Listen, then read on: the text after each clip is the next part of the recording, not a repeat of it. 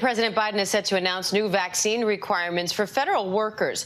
They're expected to dictate that federal workers who are not vaccinated will have to abide by, quote, stringent COVID-19 protocols like mandatory mask wearing and regular testing. White House correspondent Mary Alice Parks joins us live now for more. Mary Alice, don't federal workers already have to wear masks and get tested if they're not vaccinated? What exactly would this policy be changing? Yeah, I think the testing is really new right now. There's not a routine level of surveillance across the federal government. It's really been kind of agency dependent, and really the only testing that we know of around the president are those that are close to him. So I think that the testing protocols are really new. The idea, we're expecting him to also say that employees might not be able to travel on behalf of the federal government unless in sort of emergency situations. That could really put different restrictions on certain federal employees. But you're right about masks. Just this week, we know that the CDC is now telling everyone, vaccinated or unvaccinated, to wear masks inside again. So it's not clear that that would be a big change. But look, I think that this big announcement was about how to bring more federal employees back to the workplace, just like all employers across the country trying to figure out how to move away from a predominantly work-at-home environment to more people coming back into offices. And this is the White House, the president's way of saying that they're looking at some of those policies and they're going to be strict. And do you think this policy could eventually apply to the military as well? What's happening there? Yeah, right now we know the Pentagon is telling people to wear masks again at the Pentagon, at other Department of Defense buildings. That's new this week with the CDC changing its guidelines. It doesn't seem right now like the military is going to require these vaccines as long as they still have that emergency use authorization and not a full FDA authorization.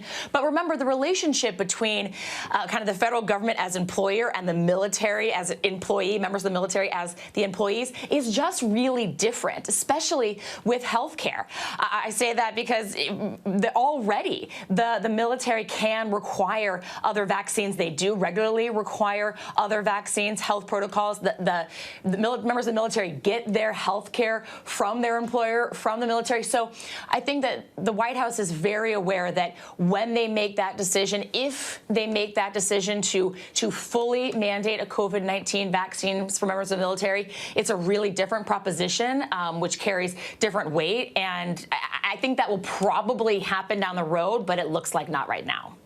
And the Senate is set to open debate on the $1.1 trillion bipartisan infrastructure deal. What's next in the process, and when do you think we could see this bill actually make it to President Biden's desk?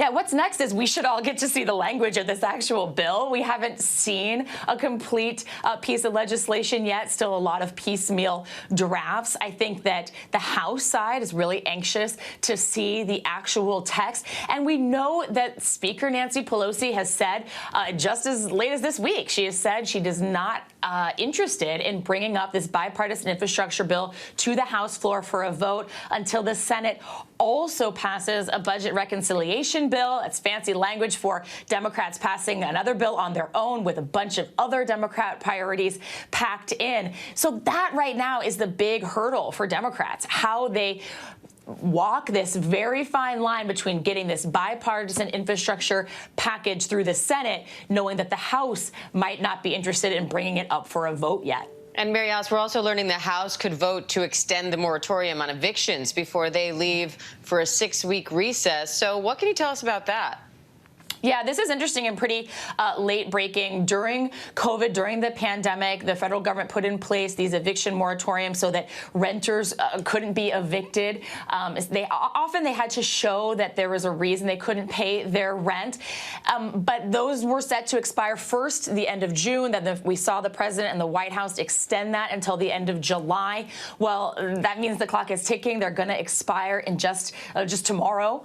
The White House said that really, if they want to extend it any further, it needs to come from Congress. And so just today, we're hearing Speaker Pelosi saying that she wants to answer this call. She wants to move on this. We understand that Democrats are trying to see if they have the votes. It's unclear if they would have the votes for something like this in the Senate, but it seems like in the House, they are really trying to move quickly to see if they can, in fact, extend a moratorium like that.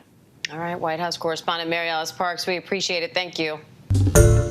Hi, everyone. George Stephanopoulos here. Thanks for checking out the ABC News YouTube channel. If you'd like to get more videos, show highlights, and watch live event coverage, click on the right over here to subscribe to our channel. And don't forget to download the ABC News app for breaking news alerts. Thanks for watching.